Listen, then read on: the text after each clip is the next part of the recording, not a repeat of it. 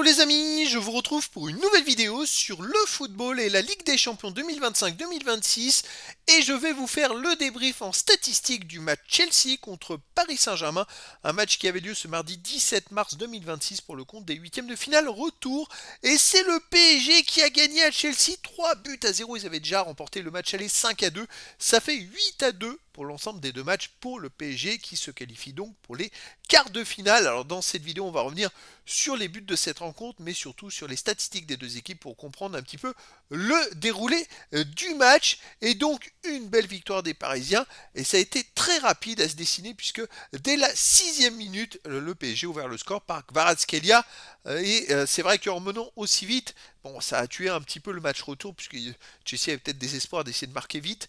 Et en plus, le PSG a doublé à la mise dès la 14e minute par Barcola, donc 2-0 à ce moment-là. 2-0 à la mi-temps et en début de deuxième mi-temps, Mayulu a marqué à la 62e minute. 3-0 pour le PSG qui marque, je dirais, dans un match facile.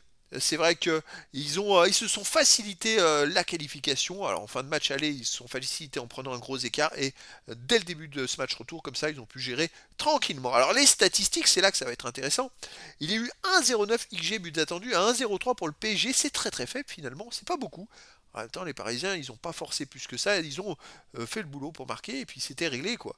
Les statistiques de jeu, 54,2% de possession de balle à 45,8% pour le PSG, 547 passes tentées à 456, 478 passes réussies à 387 et 87,3% de passes réussies à 84,8%. Donc le PSG a été légèrement devant collectivement.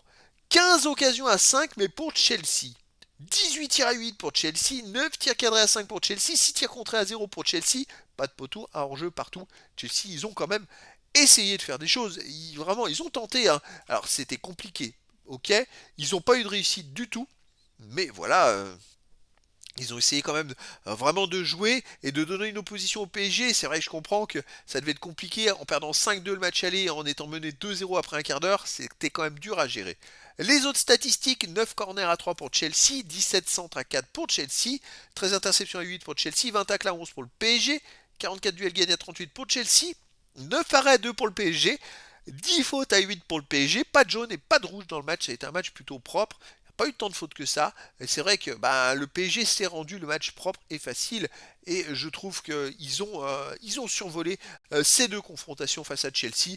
En vainqueur, ils sont vainqueurs de la dernière édition, donc ils ont été en vrai champion, ils se sont qualifiés en vrai champion, donc bravo pour le PSG qui se qualifie donc pour les quarts de finale. Et donc voilà, c'était le débrief en statistique du match Chelsea contre Paris Saint-Germain, un match qui s'est donc terminé par la victoire du PSG à Chelsea 3-0 et donc la qualification du PSG pour les quarts de finale de la Ligue des Champions 2025-2026. Voilà les amis, je vous dis à très bientôt pour une nouvelle vidéo.